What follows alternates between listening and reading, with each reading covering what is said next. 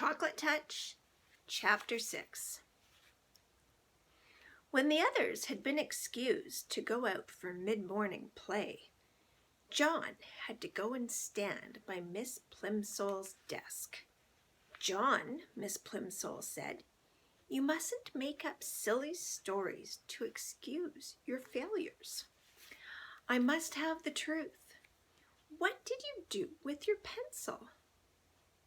"This is it," John said, showing Miss Plimsoll the pointed stick of chocolate. "Really, it is. It's changed." "What do you mean, it's changed?" Miss Plimsoll demanded. "That's my pencil," John tried to explain. "Only it isn't the same anymore. Nothing stays the same today if I put it into my mouth. The same thing happened when I chewed on my gloves. They were chocolate too." "John," Miss Plimsoll said slowly, "do you feel all right?" "Yes, thank you," John said. "I feel all right, except," he added, "I'm getting thirsty. The water from the fountain turned to chocolate, and so did the water upstairs. I would like a drink of cold water." "Yes, John," Miss Plimsoll said. She suddenly looked pale.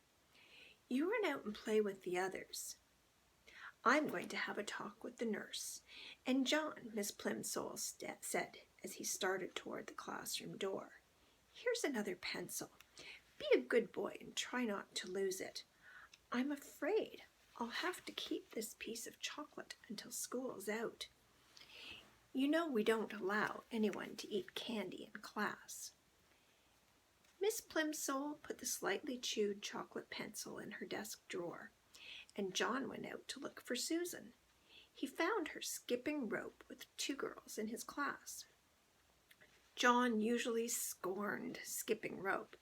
He preferred hide-and-seek, tag, FBI, and spies, kick the can, or any other good exciting game.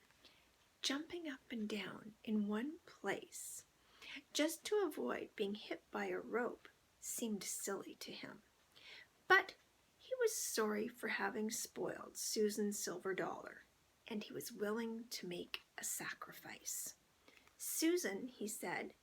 Susan continued to bounce on one foot as her 2 friends swung the rope over and under, over and under, over and under her. She didn't seem to notice John. "I'll skip with you," he offered. Susan stopped, and the rope was caught by her shins. "Let's try doubles backward," she said, but not to John. She ignored John. "You go first, Betty. Ellen, you go second. I'll go last. The one who does it the most times gets the first slice of my birthday cake."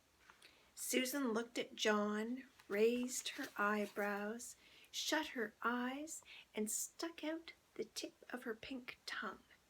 Then she turned back to the girls and smiled. Ellen whispered in Betty's ear, and Betty whispered in Susan's ear. Then all 3 of them looked at John and at each other again and burst out laughing. "Oh, Susan," John protested, "I didn't mean to do it. The trouble is, there's something magic about me today. Everything I put into my mouth turns to chocolate." The girls giggled. "You wouldn't like it," said John, who was beginning to feel sorrier for himself than he had ever felt before. "I think it's getting worse," he added reproachfully. "At first, just the part in my mouth turned to chocolate.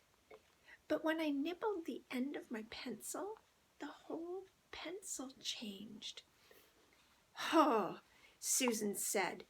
The others hooted with glee. "Maybe I'll get sick and die," John warned. "Maybe I'll turn to chocolate myself. Then you'll be sorry." "I don't believe one word about the chocolate," Susan said. "And if it was true, you'd be glad. All you ever like eating is chocolate." "If you don't believe me, John retorted, just give me that skipping rope and I'll prove it. The girls looked questioningly at each other for an instant, but as they hesitated, the bell rang and it was time to go back in the classroom. The rest of the morning passed slowly for John. He was afraid that his mother was going to be cross about the missing gloves. She might not accept the excuse that he had eaten them. He regretted his messed up arithmetic test. He was sad about Susan's anger and disbelief. And he was getting terribly thirsty. Once during geography and once during art, he was excused to get a drink of water. Both times, however, he swallowed nothing but sweet chocolate. His mouth was getting stickier and sweeter and drier by the minute.